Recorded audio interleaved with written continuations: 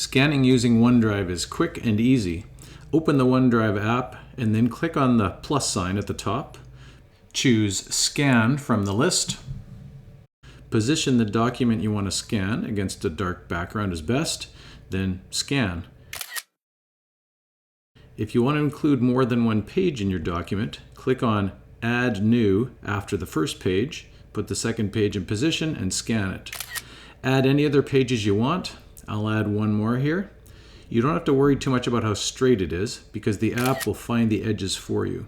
You can flip through and make sure that it looks like you wanted it to look before clicking Done.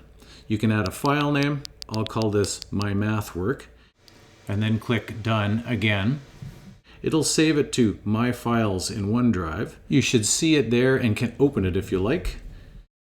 Then you can see it in any other Microsoft app that has access to OneDrive, including Teams.